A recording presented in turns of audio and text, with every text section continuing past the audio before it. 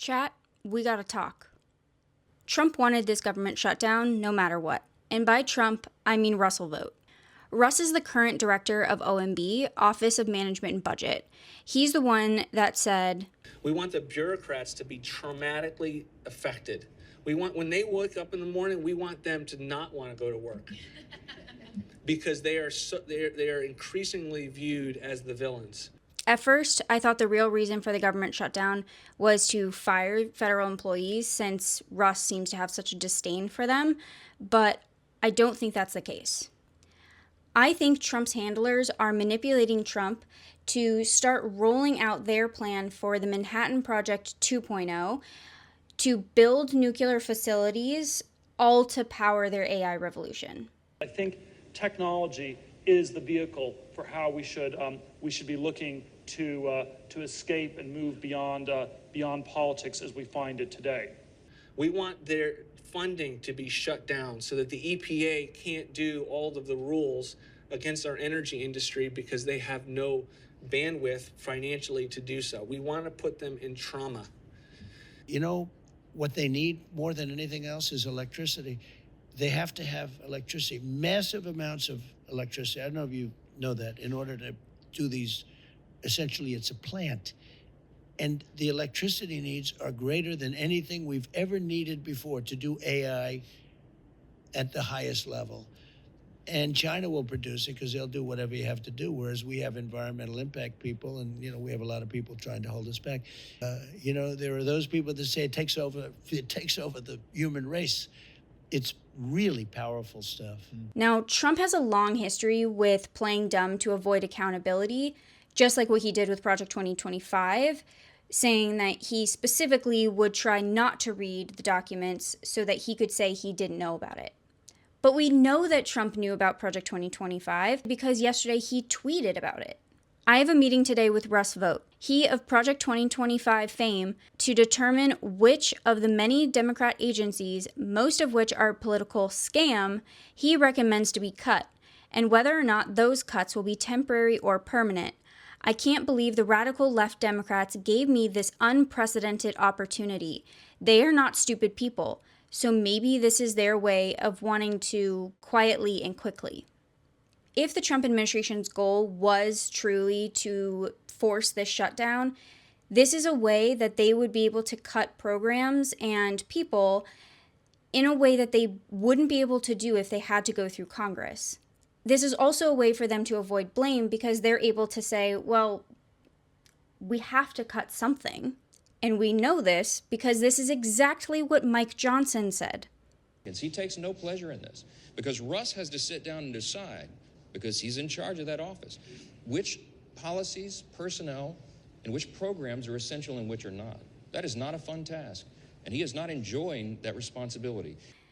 But this is completely inconsistent with what Senator Mike Lee said on the exact same day. Russ Vogt, the OMB director, has been dreaming about this moment, preparing this moment since puberty. Russ Vogt has a plan, and that plan is going to succeed in further empowering Trump. This is going to be the Democrats' worst nightmare. What concerns me also about this statement, beyond the fact that he seems to be enjoying this cruelty, is that he says that this plan will continue to empower Trump. And when this administration seems to be trying to create a monarchy, it's especially concerning when Mike said this. This is Chuck Schumer's decision is to hand, as I said on a couple interviews yesterday, the keys to the kingdom to the president, right? Vogt has also said in the past that when Trump takes office, he needs to move quickly to turn the tables on the left.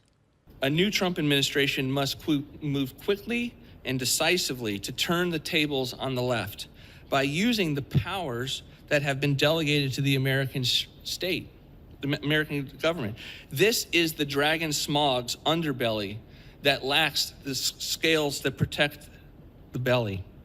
It is their Achilles heel. Because they never passed a constitutional amendment, they have to rely on the precedents and the paradigms. Their entire apparatus is exposed to our strategy. And that seems to be what's happening right now. look, we're going to look at agencies that don't align with the administration's values that we feel are a waste of the taxpayer dollar. And look, unfortunately, these conversations are happening because we don't have any money coming into the federal government right now. Russ Vought said that he's already begun doing this work because he's canceled over $8 billion worth of green energy projects for states that majority voted for Kamala. Russell Vought and Peter Thiel, along with some of these other tech bros, fantasize often about going back to the time of the Manhattan Project, when the atomic bomb was created. This is because they see it as a time when most regulations and environmental protections went out the window, and the most technological advancement was able to be had in a short period of time. So in order to do this now, they need to remove environmental protections, or at least the people who enforce them. What they need more than anything else is electricity. They have to have electricity, massive amounts of electricity. Essentially, it's a plant. And the electricity needs are greater than anything we've ever needed before to do AI at the highest level. And China will produce it because they'll do whatever you have to do, whereas we have environmental impact people, and we have a lot of people trying to hold us back. But massive amounts of electricity are needed in order to do AI. And we're going to have to generate a whole different level of energy. There are those people that say it takes over the human race. It's really powerful stuff, AI. So let's see how it all works out. Remember, these are a group of people who go by the motto, move fast and break things. So we're taking the next logical step with a historic agreement on science and technology partnerships, and this will create new government, academic, and private sector cooperation in areas such as AI, which is taking over the world. I'm looking at you guys. You're taking over the world, Jensen. I don't know what you're doing here. I hope you're right. All I can say is we both hope you're right. But it's pretty amazing.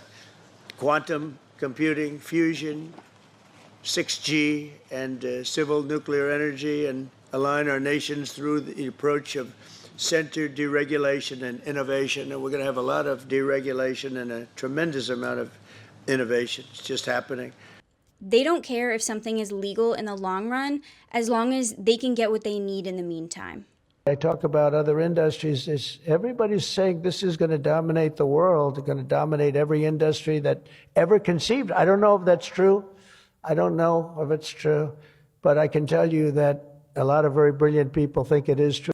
When a lot of these tech bros believe that American democracy is at its downfall and it needs to be replaced with a monarchy, it would behoove them to take advantage of Trump's mental decline to enact as many policies and expand presidential powers so that when J.D. Vance takes office, he can continue the progress. Russ Vought has been the puppeteer of Project 2025 and this whole movement for a very long time. He was the one that oversaw a lot of Project 2025. The second phase after the book came out was to break down actual sort of policy packets and executive orders and agenda items, things like that. That's been supervised largely by us. The second phase is a comprehensive, concrete transition plan for each federal agency.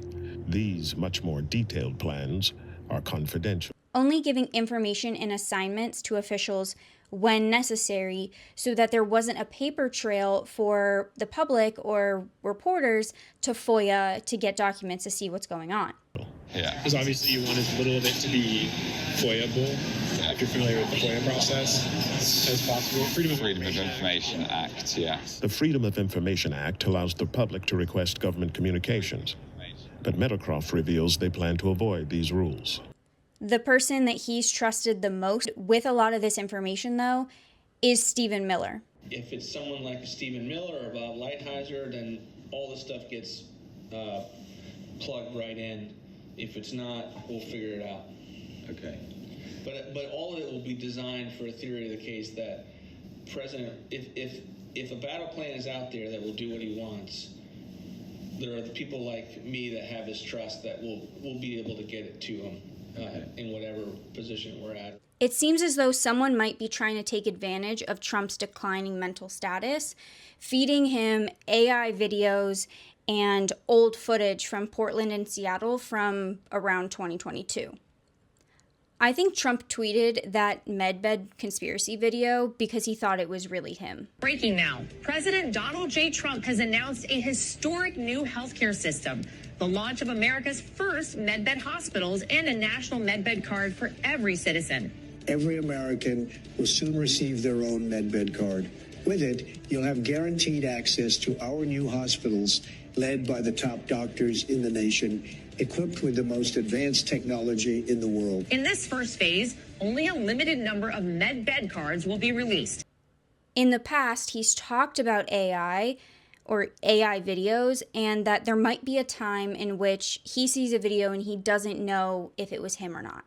And the other thing that I think is maybe the most dangerous thing out there of anything, because there's no real solution, the AI, as they call it, it is so scary. I saw somebody ripping me off the other day where they had me making a speech about their product. I said, I never endorsed that product. And I'm telling you, you can't even tell the difference. It looks like I'm actually endorsing it. That's very scary. I agree. No, because That's you can get scary. that into wars and you can get that into other things. They made a commercial, me promoting a product, and it wasn't me. And I said, did I make that commercial? Did I forget that I made that commercial? It is so unbelievable. And why I think Trump might be starting to catch on is that during the speech with the generals, he said, well, unless they're playing false tapes, this looked like World War II. But I think his mental decline is starting to get the better of him. Late last night, Trump tweeted this crazy AI video of Russ Vought as the Grim Reaper.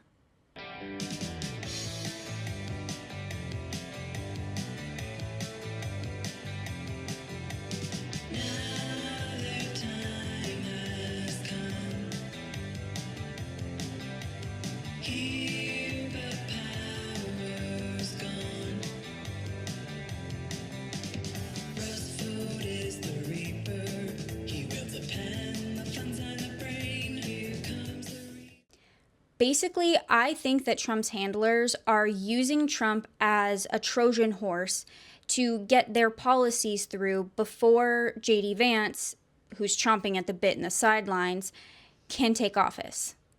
As vice president, you're a heartbeat away from the presidency. Are you ready to assume the role of commander-in-chief? And why should Americans trust you to lead the country? Well, I've gotten a lot of good on-the-job training over the last 200 days. Yes, things can always happen. Yes, terrible tragedies happen. But I feel very confident the President of the United States is in good shape, is going to serve out the remainder of his term and do great things for the American people. And if, God forbid, there's a terrible tragedy, I can't think of better on-the-job training than what I've gotten over the last 200 days. As this government shutdown continues, we should be making sure that we're paying attention to what happens in the energy and environmental protection sector. You can go onto the Project 2025 tracker and see the progress of each of their goals. And going back to the beginning of why would they want these nuclear facilities, it's to build the AI chips that run AI programs so they can continue their mass surveillance program for the entire United States. The areas of technology that have happened quickly versus the ones that have not. I think the basic thing is that the ones that are massively regulated are not happening. The ones that are unregulated are happening. The reason the computer revolution has happened in the last 40 years is the government forgot to regulate computers. People didn't think computers actually mattered. The government is so fundamentally evil. I believe technology is the way out, and even though I think politics is bad and voting is bad, the one caveat is that we have to be very sensitive to the degree to which politics has been constraining technology. Achieving individual sovereignty means that you get to be God, or you get to be as close to God as is possible for anybody on this planet to be. I think it is better for us to try to do something noble than to spend the rest of our lives trying to make compromises with the base. Thank you very much. First, my administration will use every tool at our disposal to ensure that the United States can build and maintain the largest, most powerful, and most advanced AI infrastructure anywhere on the planet. America needs new data centers, new semiconductor and chip manufacturing facilities, new power plants and transmission lines. And under my leadership, we're going to get that job done, and it's going to be done with certainty and with environmental protection and all of the things that we have to do to get it done properly. Virtually all of these large capital investments can be and should be made by the private sector. And they want to do that. They just want to be able to do it. But for that reason, America must once again be a country where innovators are rewarded with a green light, not strangled with red tape. And you're going to see things that you've never seen in this country before. Last note, if you don't know anything about Anduril, now's the time to do a little bit of research.